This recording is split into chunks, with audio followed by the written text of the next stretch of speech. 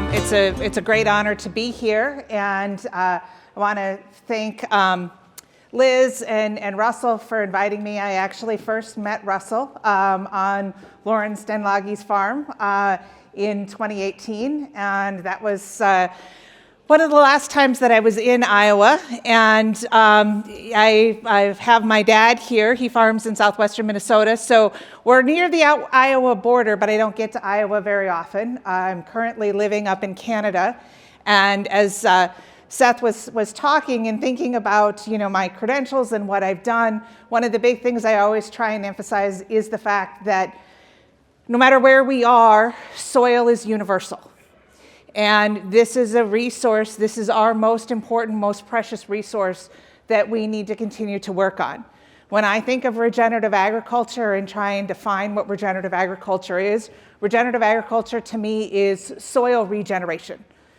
It's that foundation that it is that we're looking for. We're not regenerating agriculture, we're regenerating soil. And when we're talking about soil, soil is carbon, hydrogen, and oxygen bound to sand, silt, and clay. We don't have to worry about sand, silt, and clay. We got enough of that wherever you are, but we do need to worry about the carbon, hydrogen, and oxygen, the organic matter. And so, as the speakers over the last couple of days have been talking about and getting this understanding of the fact that sort of a lot of that foundation rests and the context rests in how we can get more carbon, hydrogen, and oxygen into the below ground environment to regenerate soil. And when we're looking at that and thinking about that, I want to just kind of get a little bit of a sense of who all is here.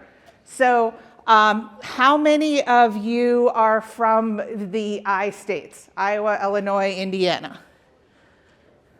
Okay. How many of you are from states that are to the south of the I states? All right. How many of you are to states to the north of the I states? Okay. And of course, I don't want to forget about Ohio. So when I said the I states, when we're looking at it, in looking at that, and the reason that I am stating that is because one of the things that we think about in trying to regenerate the soil, and in this whole idea of closing the nutrient loop, John talked about many of these aspects with the soil and the soil microbiology and what's happening below ground. But one of the things that I think that we oftentimes, as farmers and ranchers, as producers, we think so much and we focus so much on what our limitations are. What is it that we can't do? What is it that is going to limit where we're at? And so in thinking about that, this is a quote from FDR, and it says, "A nation that destroys its soil destroys itself." And I've got graphics there on some of the various partners that it is that I'm working with, and I want to call your attention to, there's a website there that is regenlivinglab.org. That is the organization that I'm working with up in Canada, and it is very relevant to the work that we're doing, that I do sort of all over the world, and being able to look at that. And one of the reasons why I wanted to call attention to that is because one of my things that I want to do today, this morning, is to have a little bit more of a conversation than just talking at you. And so I'm going to talk a little bit about soil health principles and some ideas and some concepts, and a little bit of where it is that we're at, and what some of the big issues that it is that we see that are going on. I have sort of decided that my personal mission for 2024 is that I want to be able to figure out how to substantially move the needle. So, again, thinking about when I was last in Iowa at Lauren's farm, when I was speaking at various types of, we had a series of different types of events that I was with Lauren at.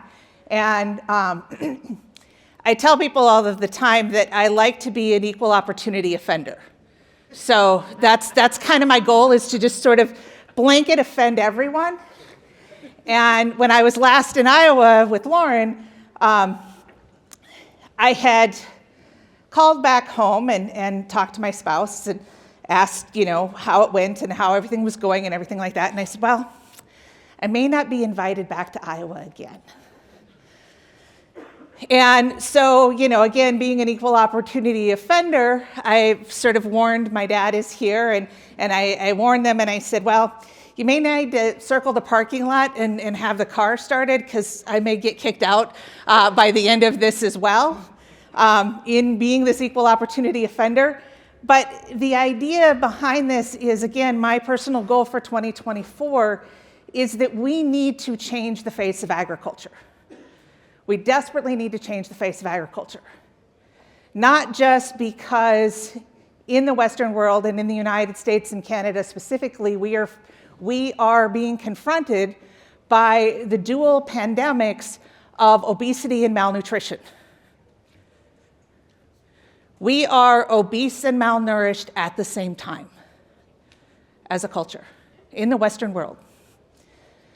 For the first time in our history as a country, our life expectancy is going down rather than up. For the first time in the history of our country, we are importing more food today than we are exporting. Let me say that again. We are importing more food. We are not feeding the world. We are the global suppliers of low-quality feed and industrial products. We are the global suppliers of low-quality feed and industrial products. I love my dad, but every time I see him, we argue about corn and soybeans. Every time. We argue about the fact that I think that the word that has done the most harm to agriculture since agriculture started is the Y word, yield. We have sacrificed everything for the Y word. Our health, our life expectancy, our children's life expectancy, our water, our soil, our food, and our economics for the Y word. We have sacrificed everything. And again, being an equal opportunity offender, I'm not trying to say that this is your fault. None of this is your fault. You work the system. The system exists. We work the system. But we have the opportunity and the options to change the system. You do the most important job on the planet. You are the difference between life and lifelessness.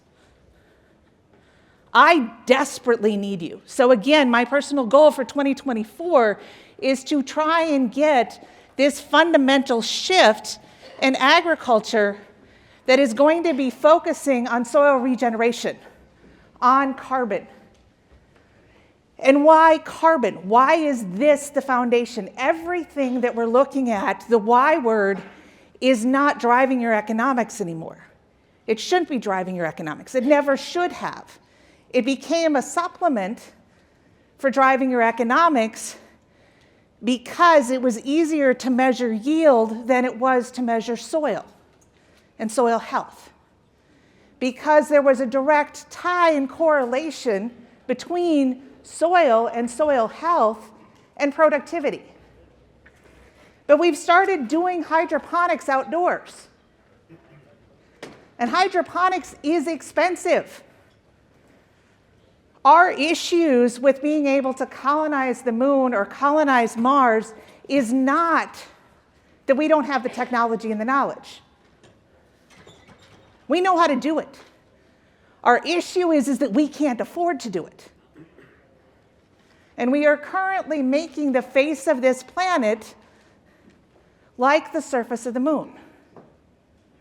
And we cannot afford to continue to produce food this way.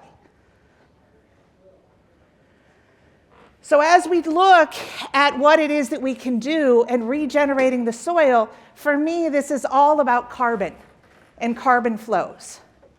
And the reason that this is because pretty much all life on this planet is carbon-based. Every molecule, every cell, every protein, every enzyme, all of it has carbon building blocks.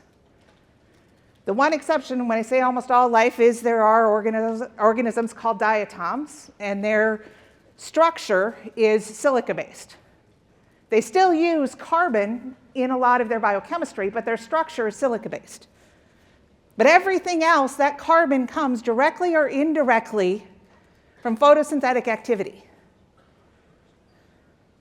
So again, going back to where we talked about where you are from,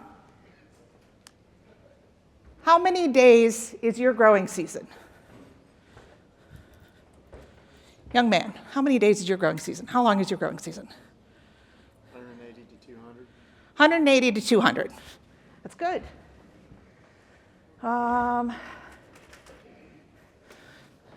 Back there, young lady, right? Nope, you that just turned your head. See, I'll point out to people, equal opportunity offender here. How long is your growing season? 140? Okay. Your growing season in the I states is a minimum of 300 days. What are you growing today? A year is 365 days. If our problem, I think there's one problem in agriculture, it's that we do not have enough soil. If our problem is we don't have enough soil because we don't have enough carbon, hydrogen, and oxygen, why the hell are you wasting all this photosynthetic time? If your money, your economics, John was talking about this, is based on carbon that's in your soil and your organic matter, why the hell are you wasting photosynthetic time? What is it that we're doing? One of the reasons why I thought I would get kicked out of Iowa was one of the things that I had said to the farmers when I talked to them was this very statement. What? You said dairy is dead. I said dairy is dead, yes. I did say dairy is dead, and dairy is dead, and we can have a discussion on why dairy is dead. Not that it's not going to be a growing industry anymore. We're not getting our protein. We are the only mammals on the planet Earth. I'm going to go off, sorry, on a little bit of a tangent on dairy is dead, but we are the only mammals that consume the milk of another mammal. And we are the only mammals that do that past weaning. And unfortunately, when it comes to dairy, no matter what type of dairy that you have, unless, of course, you add fermentation in the form of fungi or bacteria, the stuff sucks. It's one of the worst proteins out there. Our gut microbiome can't consume that stuff because it wasn't designed that way. So yes, I don't want to give up my cheese, and I don't want to give up my yogurt, and I don't want to give up my ice cream. So it's not like it's going to completely go away, but it's not going to be a growing industry anymore. Because it's not something in which we should be doing for the health of ourselves and for the health of our children. So yes, dairy is dead. I went to the dairy school and I told them dairy was dead.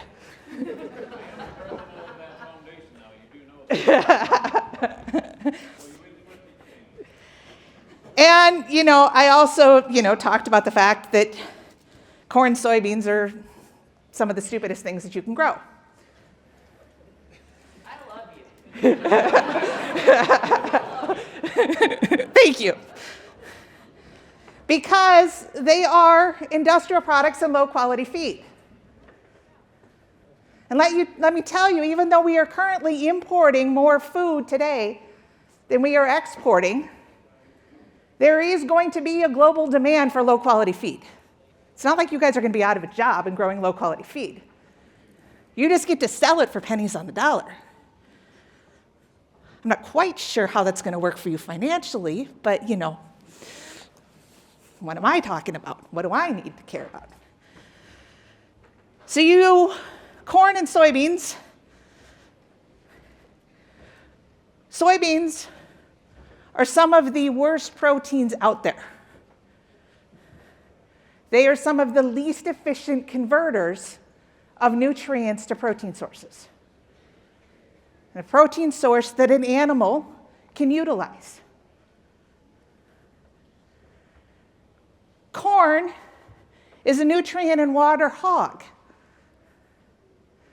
And when I mentioned this to the farmers in Iowa, And, it was great. We had the soil health farmers. I do this thing. Since I've been at Lauren's place and had this, I go around to different places and I will say, I was in Iowa and I met the soil health farmers of Iowa.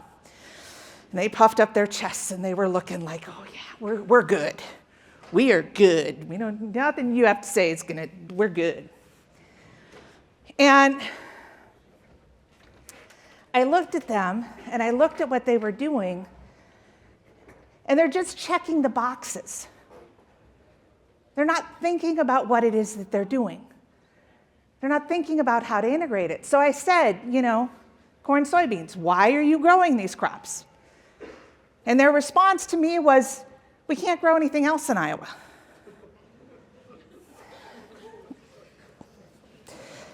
I was so sad. Seriously, it was a bad day. I was really sad.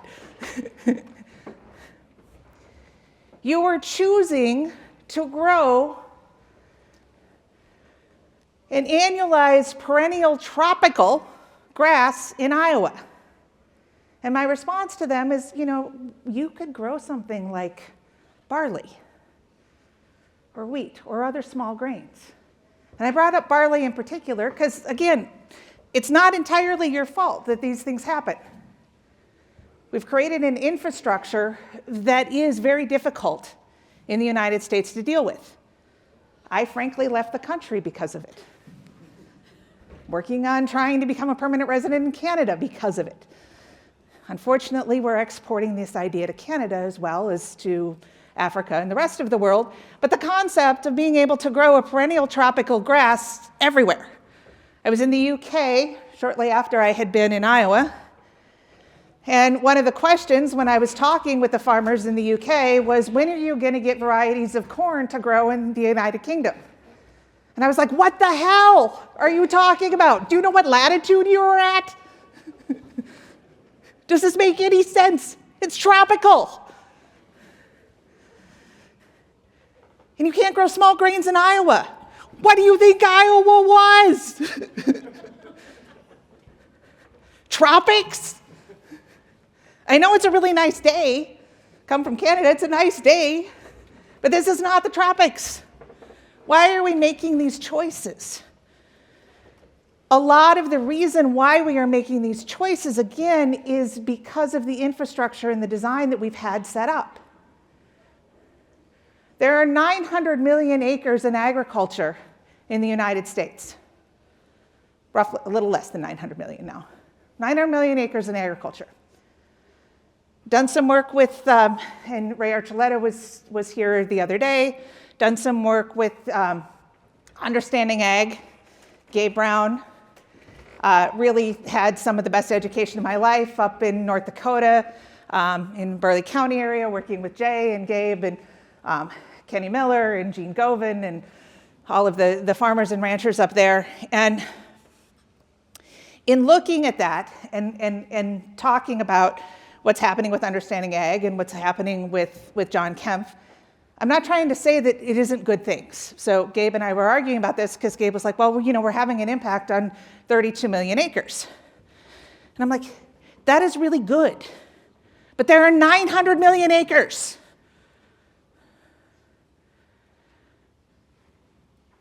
%, of the less of the acreage does some version of occasional no-till in the United States.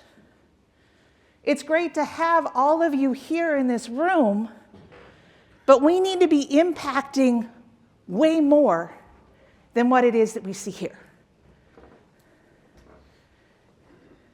We don't just need to be talking about the fact that we are fighting obesity and malnutrition amongst ourselves, but amongst everyone.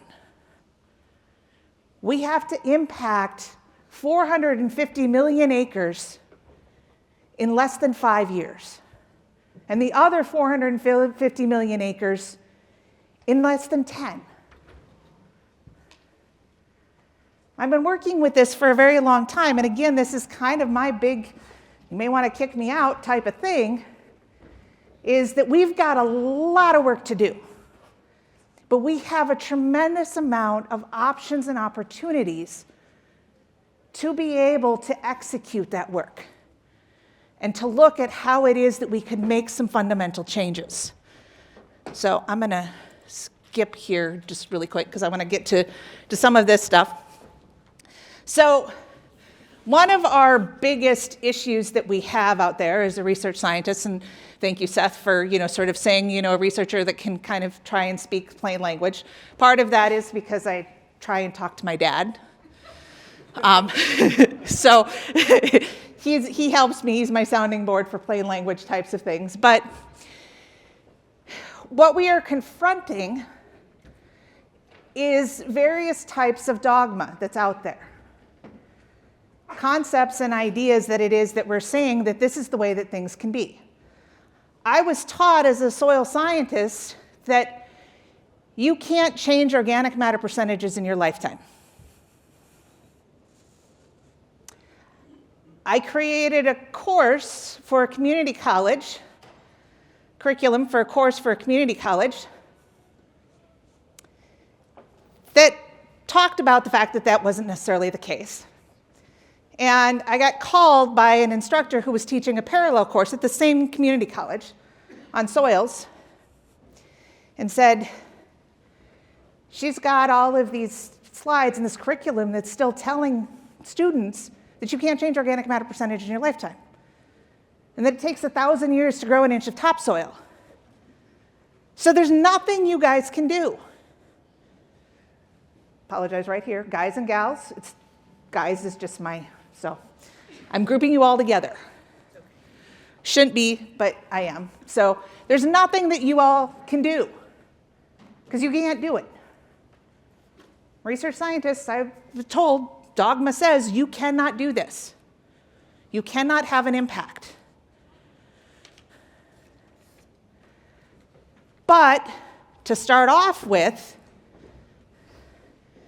if you're telling me I can't have a positive impact, but you were positive that I had a negative impact in my lifetime, how does that work? If I can't change it in one direction, but you can tell me I can change it in the other direction. There's some things that don't always make sense in the dogma that it is that we have in the way that we're looking at things. Yes, it takes 1,000 years to grow an inch of topsoil. If you are breaking down parent material, that has to migrate up to the surface, combine with organic matter, photosynthetic activity, and grow to an inch. Not going to dispute that. Chemistry and physics totally explains all of that to me. I get that. But that isn't what it is that we're trying to do.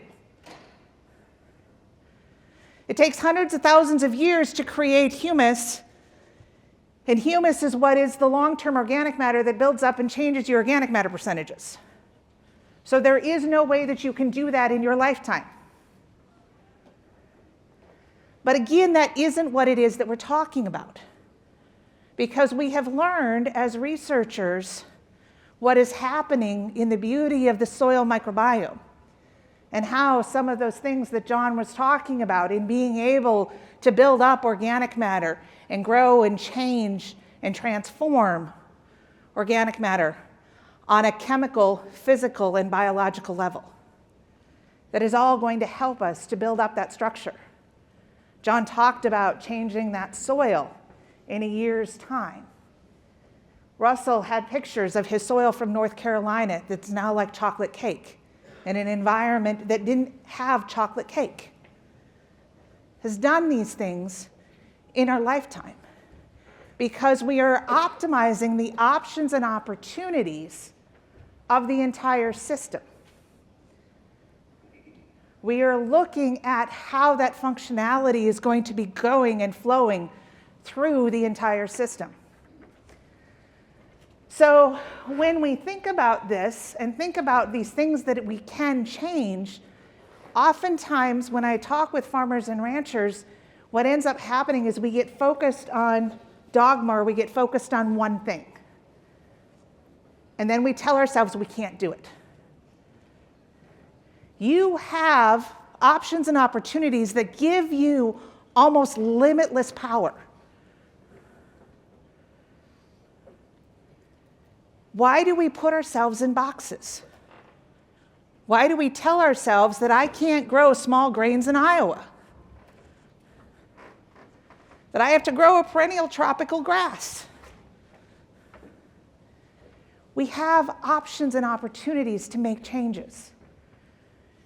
And one of the things, I talked with Russell about this after his presentation yesterday, because he talked about a comparison that he did with looking at sort of the sins of some of the things we do in agriculture. First off, agriculture is not and never will be a natural act. We require plants and animals to perform at levels that they don't want to do. My prime example of this is a carrot. There is no good reason why a carrot plant would want to form a tuber that would be straight and that wide, that level of diameter. There's no biological incentive for it, for the plant. There's no good reason for it. Doesn't help it get more nutrients. Doesn't help it with reproduction. There's no good reason for it, but we want it. We have a demand. We're having a demand right now for, again, corn and soybeans. Bill Gates and the Gates Foundation wants to do corn, soybeans everywhere. We're going to put a whole lot of money into Africa so that we can grow corn in Africa. Granted, Africa's more of a tropical environment, more of it, so it is more adapted to that environment. But why are you choosing some of the, some of the suckiest crops to be doing this with? One of the biggest water and nutrient hogs to do this with. If I were to put a listing on that wall of all of the potential grains that I could grow, and I were to blindfold myself and spin myself around and throw a dart at that wall, I would hit something better than corn. Better for us, better for animals, better for anything. And the same is true for soybeans. But we are the global suppliers of low-quality feed and industrial products. And let me tell you, industrial products are not going to be produced that much longer, primarily by the grains that we're growing. It's cheaper, faster, and easier to grow them microbially. So we're going to be low-quality feed producers? How is that going to work with our trade deficit? What is it that we're going to be able to do with this? And part of the reason that this has worked for us so well is the way that we have looked at nutrients and nutrition. I have up there 90%, about 90% or more of the nutrient needs that a plant has can come via the mycorrhizal fungi, AMF, arbuscular mycorrhizal fungi. Directly or indirectly, they don't always are involved in being able to free those nutrients, but they are involved in the pipeline that John talked about. I have a person listed up there, bad Hetrick. If I could be a soil scientist and be reincarnated, I think I would want my name to be Bad. Bad Nichols, yeah, I'm good.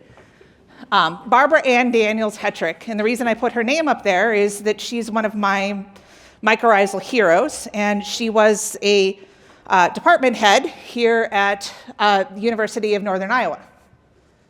How many of you have ever heard of Barb Hetrick? Nobody. She was at Kansas State for a number of years before then, and that's when I first got to have my fangirl type of thing with Barb Hetrick. And she was one of the people who really was able to show that this was the case. She was one of the people that was able to show the fact that the mycorrhizal fungi were responsible for cycling and moving around phosphorus and nitrogen between plants. That network that John talked about, connecting plants together, being able to do nutrient exchange from one plant to another plant, satisfying nutrient needs on demand. John and Russell both talked about this. When does the plant have its highest nutrient needs? And when is it that we are adding nutrients to the system? So when Russell was talking about this whole thing of tillage versus pesticide use, chemical use, I came up and talked to him later about it, and I was like, I agree and I disagree with the data that you have. Because my issue with it is that I think in regenerative and sustainable agriculture, we overplay our hand when it comes to tillage. Tillage is not a good thing, and I'm not trying to say that it is. But soil disturbance has always been a part of how the soil ecosystem evolved and functioned. It's always been a part of the cycle. The disturbance happened not via mechanical tools, but the disturbance happened via animals and wind and water. But it was still disturbance that was happening. And disturbance helps to sort of reset a system. So it can be an important component of being able to do that. Again, I'm not advocating for tillage. But when I think about tillage and no-till, and think about this from the fact that we're trying to regenerate soil, tillage is about stopping the bleeding. If you go to a no-till system, you want to stop the carbon loss. That's what it is that you're trying to do. Erosive loss and solar radiation breakdown of organic matter and biological breakdown of organic matter. We see that. You see carbon coming off after you do tillage, that breakdown of organic matter, CO2 coming off the soil surface. So tillage is about stopping the bleeding. But I met a healthcare professional, and in talking to healthcare professionals about various types of things, if you came across someone who was hemorrhaging and your treatment plan was to just put a Band-Aid or a tourniquet on and stop the bleeding, and they had been hemorrhaging for a while. In the case of soil, we've done it for decades. Do you think that that person would survive? No. No. They need to get fluids. They need to have nutrients that are going to help them to rebuild their blood supply. So with tillage, we've stopped the bleeding by going to no-till, but we're not really adding a whole lot more carbon to the system. Now, going into a no-till system can help us to be able to do things like incorporating cover crops, adding diversity to your crop rotation could help us to be able to put carbon back below ground. But just like with the Soil Health Farmers of Iowa,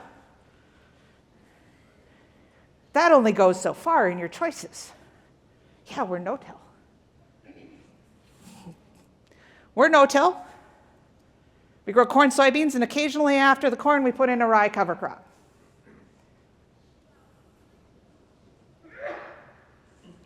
I check the boxes, right? Soil health principles. Diversity. Corn, soybeans. Cover crops. Occasionally I'll get a rye crop in there. No-till. I'm making sure that I'm keeping the soil covered, armoring the soil, and I'm eliminating tillage. I am the soil health farmer of Iowa. I have checked the boxes.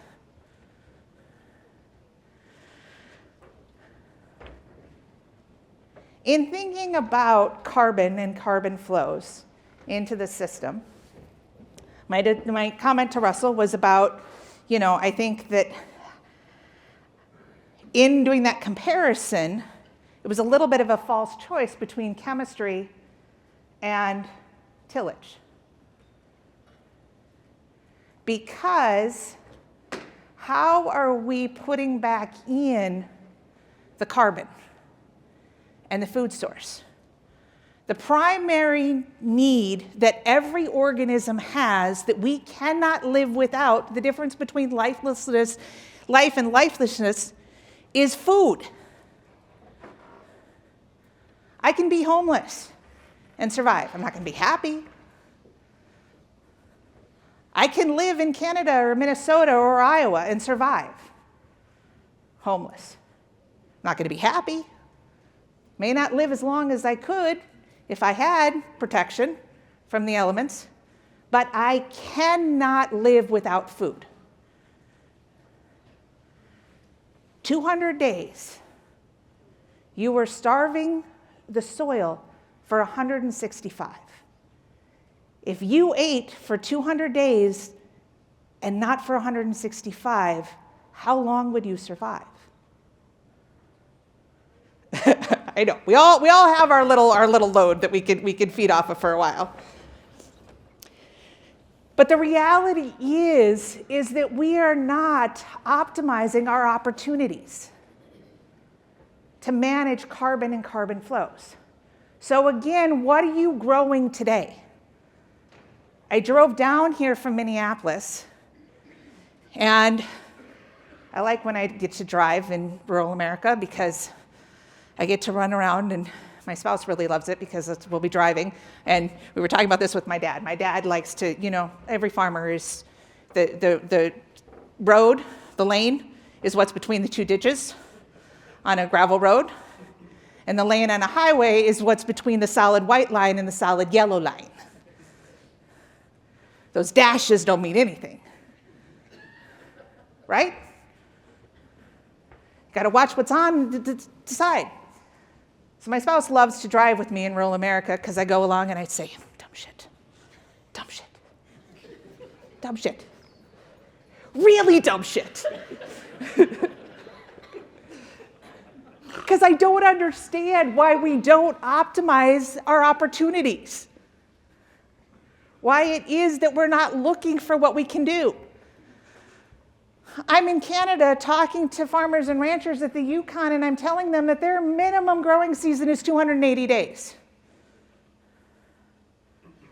Their minimum growing season at the Yukon is 280 days, and minimum.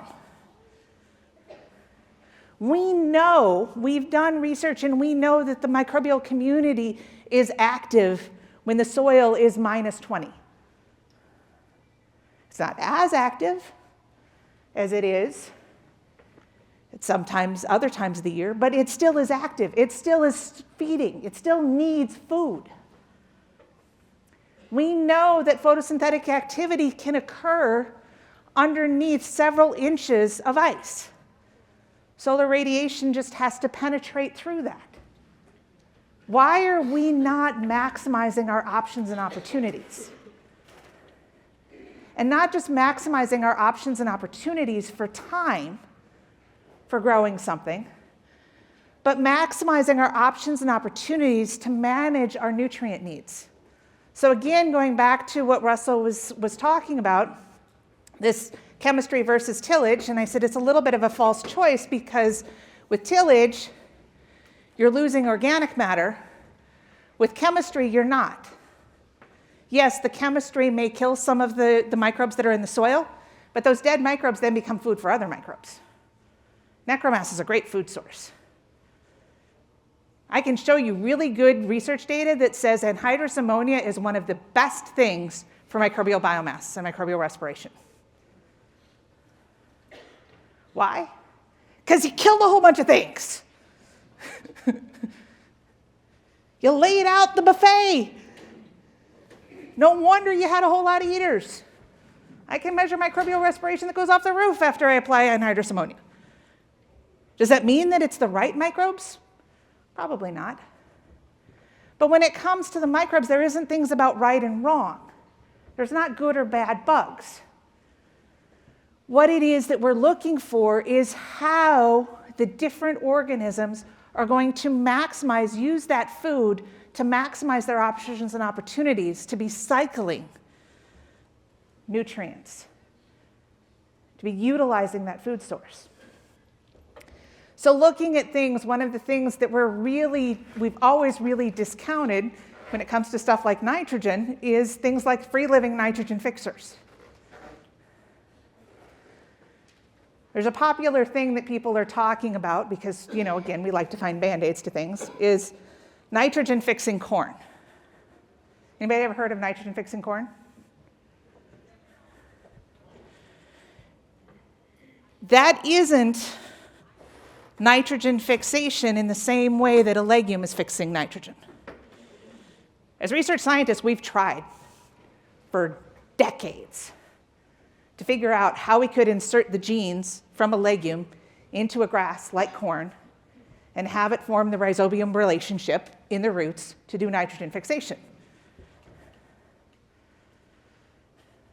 And us dunderheads didn't look at the idea that free livers would do it for us if we managed the system right.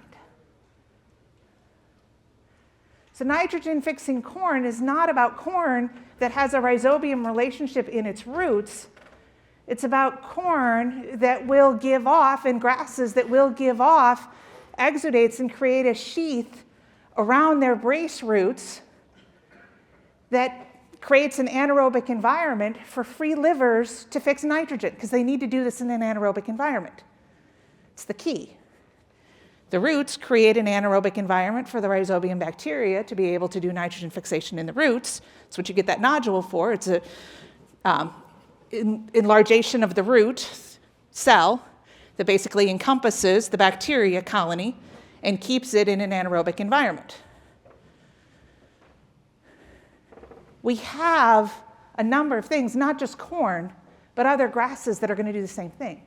They're going to be working with nitrogen-fixing organisms.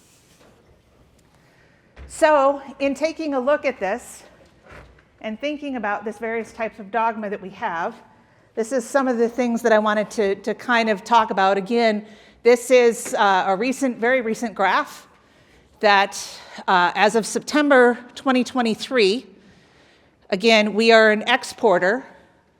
We are an importer of food. Sorry. So the orange line is our imports, and the green line is our exports. The projection in the future, obviously, is what's kind of in that rectangle there, and it shows that that's not going to change. I was able to be, as Seth talked about some of the things in my background, I've worked with Green America. I've been able to work with General Mills. I'm now working with McCain's.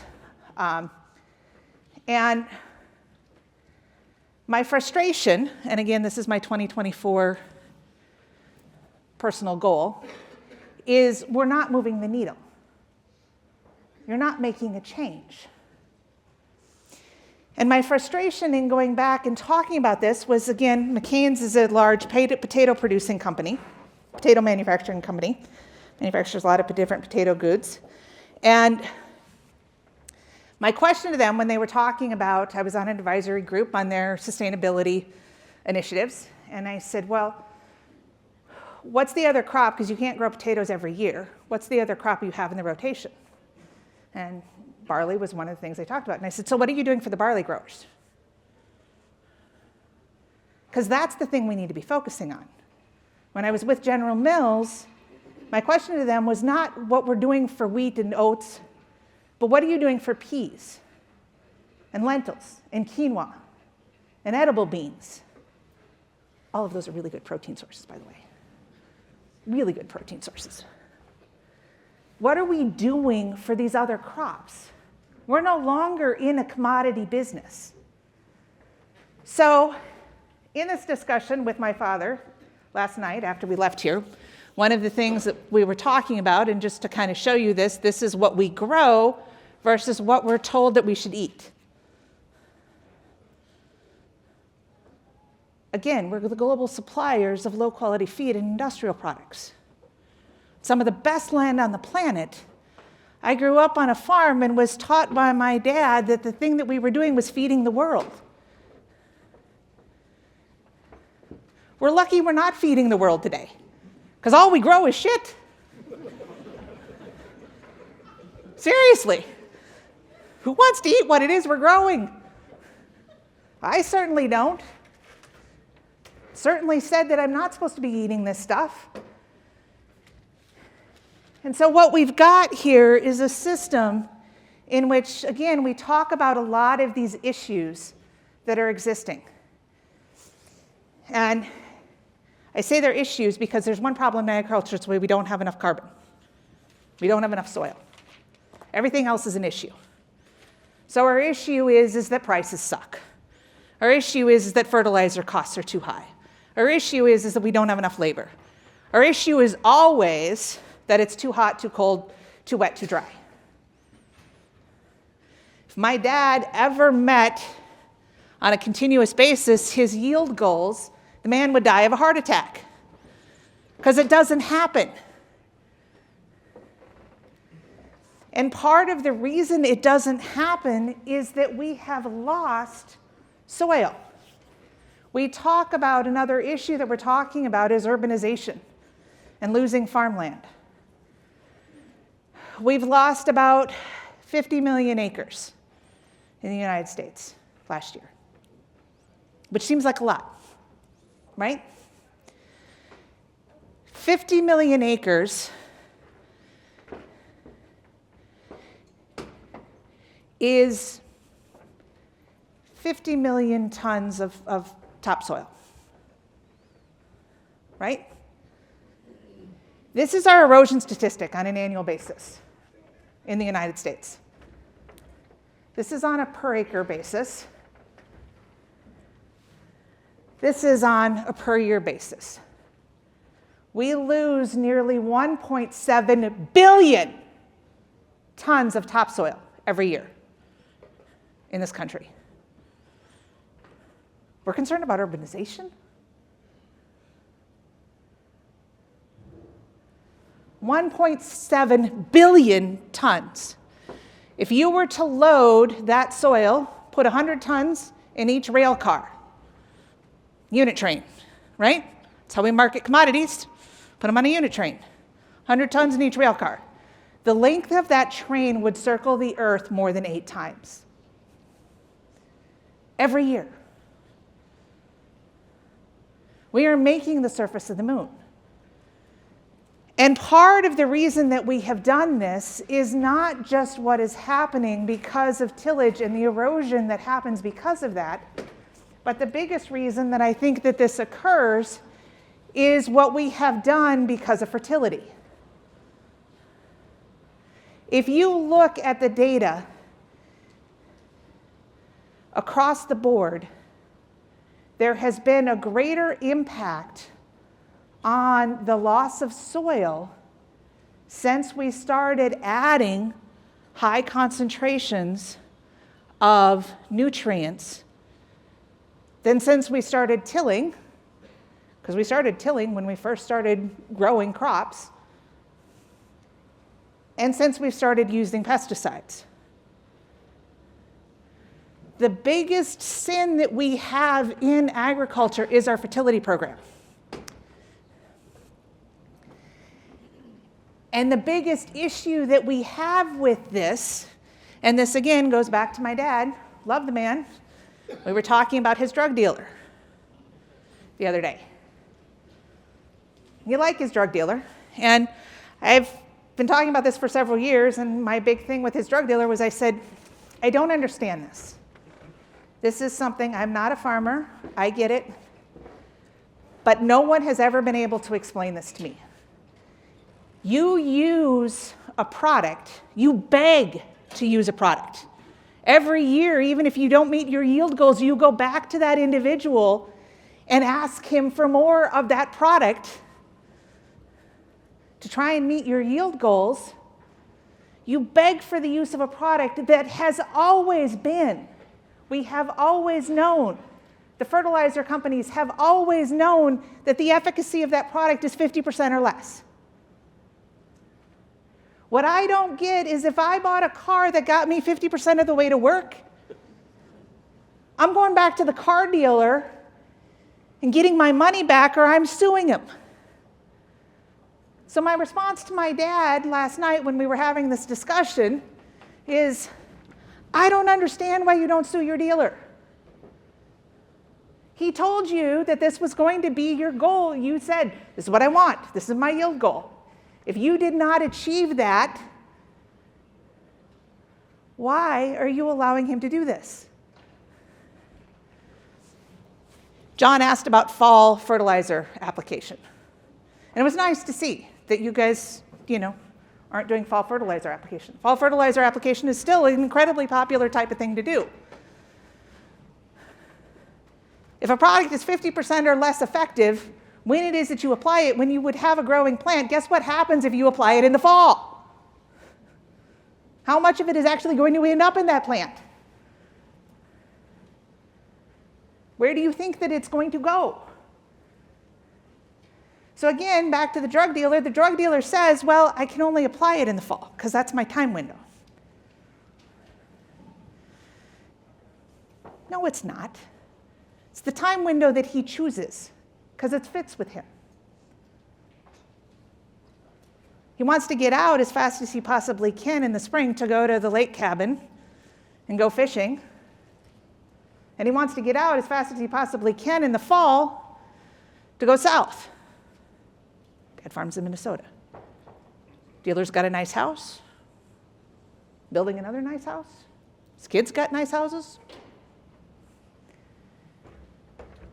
He goes on vacation 200 days out of the year because he only has to work 165 because that's the time window that he said that he could apply it.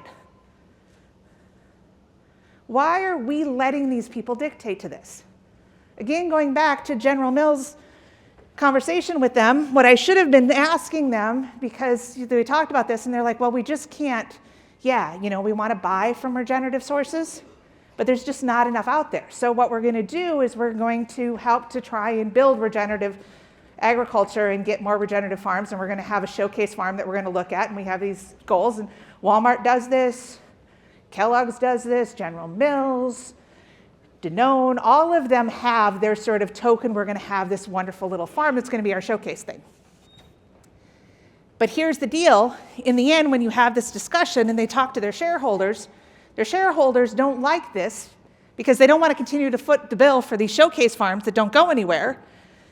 And the reality is they're buying from Cargill and ADM.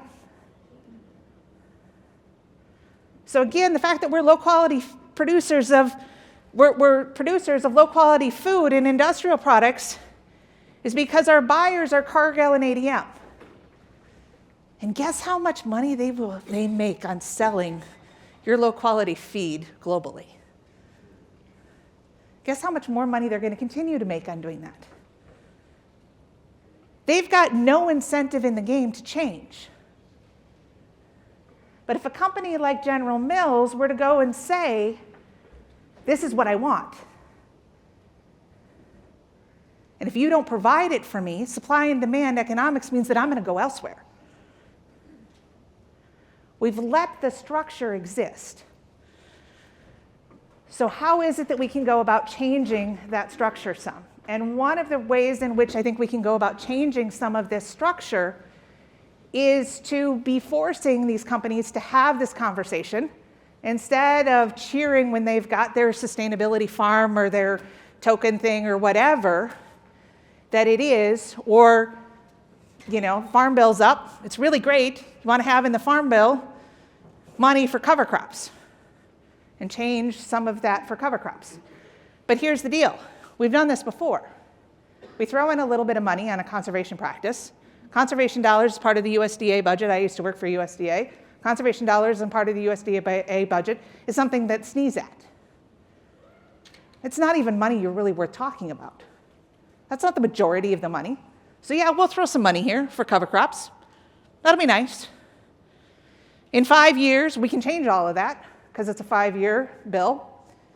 And during those 5 years, we probably don't even really have to implement the whole thing. And on top of that, we're not going to change crop insurance regulations. So even if we give you money for cover crops, you can't use them. One of the things that we can change, and again, having these conversations with the people, suing your fertilizer dealer, talking to them about the fact that, hey, this is it. You do this for me, and I apologize. I know sponsorship, inputs, and those types of things, and I'm probably not going to be invited back to speak about these things, but here's the deal. These are the people that we need to be targeting. UAW, the Auto Workers Union, did not win one of the best contracts they've ever had because they pointed out all of the failings of Tesla and Hyundai and Subaru and Honda. They won one of the best contracts because they wouldn't give up on the fact that the executives owed them.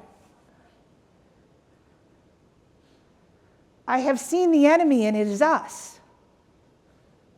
We are responsible for our own changes. We don't have to take this. You do the most important job. You're the difference between life and lifelessness. We do not have to take this. We do not have to sit here and say, it's too bad we're fighting obesity and malnutrition. My grandnieces and my grandnephew is not going to live as long as I did. But it's a good life. We don't have to take this. We can change this, and not just changing what it is that you do yourself. We have to change this by being a part of the process and having these conversations and making these demands. I worked with a sustainability group with Danone. Danone had a sustainability initiative that they were supposed to be at by 2019. Writing on the wall that they weren't going to make it, so they bought Unilever and White Wave. They don't have to make their sustainability goal anymore, because we're a whole new company.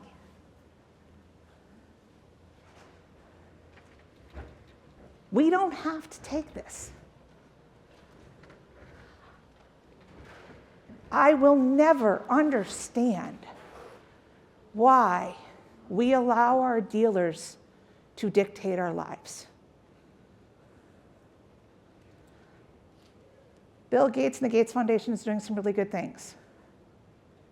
They're making a ton of money for Bayer Monsanto. Because guess what? Like any good dealer, the first hit is free. Bayer Monsanto gave away a whole lot of seed. But the first hit's free. Everything else is marked up after that. So one of the things, and I want to go back, and I know I'm running out of time because I like to talk a lot about things. One of the things that I want to pull out here is, and again, going back to the website, because I kind of go through this a little bit more on the website, but talking about why carbon and soil health principles. And one of the last things that I want to say here is that I've done 6 soil health principles. Many of them are very similar to the principles that we've heard in the past. I want you to be thinking about this from a soil carbon context. Think about this like a microbe when you're thinking about how to apply the principles. And I put these principles in a pyramid, and I know John was talking about the pyramid that he has. And I put these in a pyramid not because of hierarchy. There's no layer that's more important than another layer. If you think about pyramids and the architecture of pyramids, pyramids have stood for thousands of years, one when they've been completed. So every layer has been there and in existence. Pyramids that haven't stood are the ones that weren't completed. And that every stone, every block, every option and opportunity of a tool or practice, something that you can do, is going to be the thing that is going to have an impact on all of the rest of the blocks around it. It's not about what's better or worse. It's about how the stones were laid and what impact they had on the rest of the environment. So when you're thinking about your tools, your practices, and your options and opportunities that you can put into place, thinking about how that's going to manage carbon flow. If we over-fertilize, we outsource the jobs of the microbial community. Almost every microbe that is in the soil is directly or indirectly involved in the process of getting nutrients, macro and micro, to the plants because they need carbon. So they need to have the plant do photosynthesis. If we add too much fertility, we outsource their jobs. They don't get fed. What happens when you outsource a job in a community? Community starts to slowly collapse. What happens when you try and regenerate that community by getting a new industry to come in? It takes a while for that community to be able to regenerate. And in some cases, it may not be able to regenerate. But we have options and opportunities to help to regenerate that system. And we have ways in which we could look at things differently.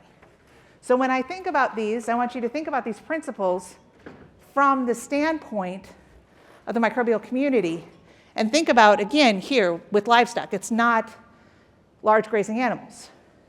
It's micro and macro. It's every organism that's a part of a system. Birds, bats, bees, predatory insects, wildlife, deer.